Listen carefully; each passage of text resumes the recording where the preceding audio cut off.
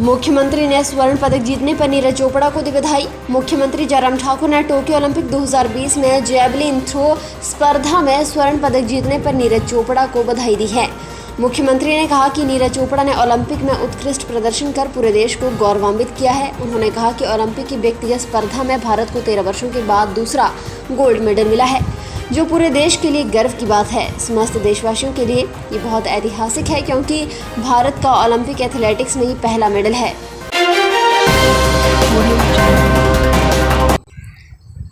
कोविड-19 के दृष्टिगत कांवड़ मेला स्थगित। पुलिस अधीक्षक दिवाकर शर्मा ने ये जानकारी देते हुए कहा कि वैश्विक महामारी कोविड-19 के दृष्टिगत इस वर्ष कांवड़ मेले के आयोजन को स्थगित करने का निर्णय लिया गया है।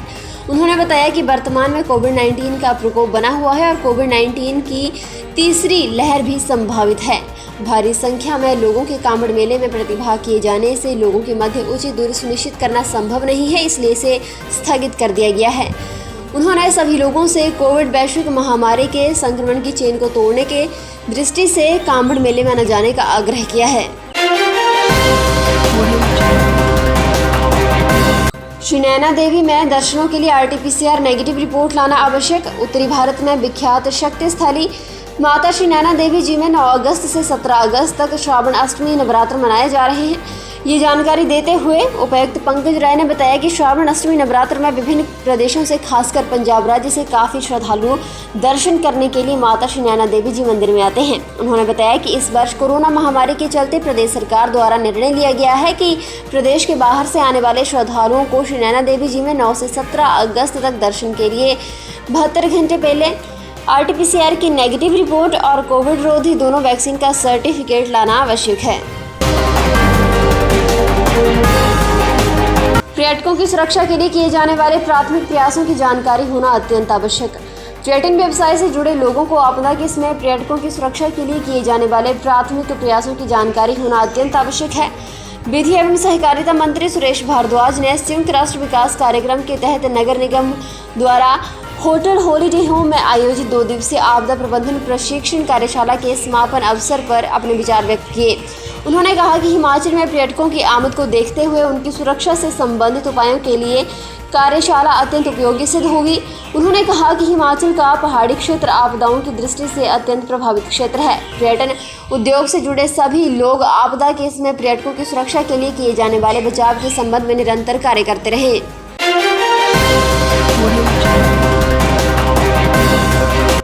मुख्यमंत्री जयराम ठाकुर ने नीरज चोपड़ा को दिया हिमाचल प्रदेश आने का न्योता। भाला फेंक स्पर्धा में भारत को ओलंपिक का पहला गोल्ड मेडल दिलाने वाले नीरज चोपड़ा को मुख्यमंत्री जयराम ठाकुर ने हिमाचल प्रदेश आने का न्योता दिया है। उन्होंने कहा कि नीरज ने देश का मान बढ़ाया है और जब भी चाहें अपनी थकान मिटाने हिमाचल आ सकते हैं। वहीं हमीरपुर से सांसद एवं केंद्रीय खेल मंत्री अनुराग सिंह ठाकुर ने नीरज चोपड़ा को बधाई देते हुए कहा कि मोदी सरकार खेल सुविधाओं पर लगातार बेहतर कर रही है, इसी वजह से खिलाड़ियों ने बेहतर प्रदर्शन किया है। हॉकी से लेकर कुश्ती और जेवलिन जैसे खेलों में खिलाड़ियों ने शानदार प्रदर्शन किया और देश का मान बढ़ाया।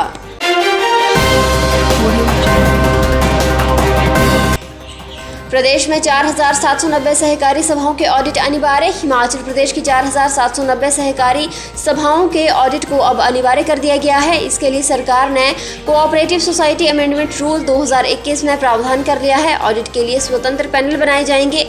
सहकारिता विभाग की ओर से इम्पैनल किए जाने वाले ऑडिटरों से सभाएं ऑडिट करवा सकेंगी। सभाओं के पंजीकरण को भी जरूरी कर दिया गया है। नए नियमों को राजपत्र में सूचित कर दिया गया है।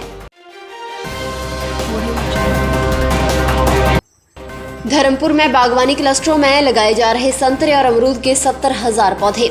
जल शक्ति बागवानी राजस्व एवं सैनिक कल्याण मंत्री महेंद्र सिंह ठाकुर ने कहा कि धर्मपुर क्षेत्र में बरसात के मौसम में HP शिवा परियोजना एवं एकीकृत बागवानी विकास मिशन में कन्वर्जेंस के साथ विभिन्न बागवानी क्लस्टरों में संतरे और अमरूद के 70,000 पौधे लगाए जा रहे हैं। अभी 30,000 पौधे लगाए जा चुके हैं। आगे भी पौधारोपण अभियान पूरी गति पर है। जल शक्ति विभाग और बागवानी विभाग की विभिन्न परियोजनाओं और अन्य विकास कार्यों का निरीक्षण किया और बागवानी क्लस्टर में पौधारोपण किया। उन्होंने गौसदन लौंगड़ी का भी निरीक्षण किया और स्थानीय लोगों की समस्याएं सुनी। उनके निपटारे के लिए संबंधित विभाग के अधिकारियों को आवश्यक दिशा निर्देश दिए।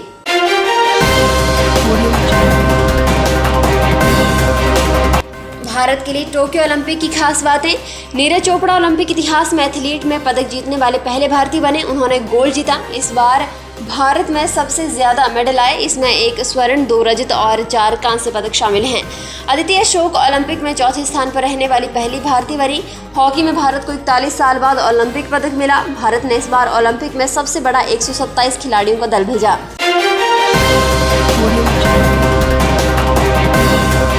हिमाचल प्रदेश में 11 अगस्त को भारी बारिश। मौसम विभाग ने जारी किया अलर्ट। 13 अगस्त तक बरसेंगे बादल।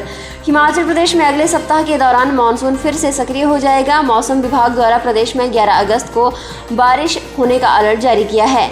मौसम विभाग की माने तो प्रदेश में 13 अगस्त तक मौसम खराब बना रहेगा। उक्त अवधि के दौरान अनेक स्थानों पर बारिश होने की संभावना जताई जा रही है।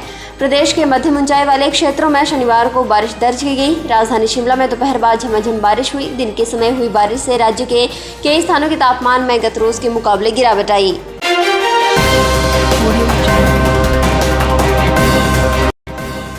डीएलएड प्रवेश परीक्षा में 5252 पास। प्रदेश स्कूल शिक्षा बोर्ड ने घोषित किया परिणाम। हिमाचल प्रदेश स्कूल शिक्षा बोर्ड धर्मशाला ने डीएलएड प्रवेश परीक्षा का परिणाम शनिवार को घोषित कर दिया है। इसमें परीक्षा में 16,803 अभ्यर्थी बैठे थे, जबकि 5,252 अभ्यर्थी ही ये परीक्षा पास कर सके हैं। बोर्ड ने परीक्षा परिणाम अपनी वेबसाइट पर डाल दिया है। वेबसाइट पर जाकर अभ्यर्थी अपना परिणाम देख सकते हैं।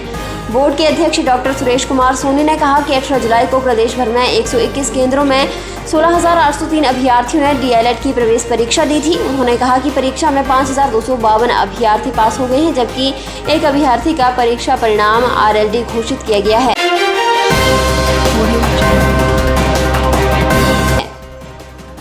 फिलहाल के लिए बस इतना ही। और बड़ी खबरों के लिए बने रहें न्यूज़ सुपर भारत के साथ।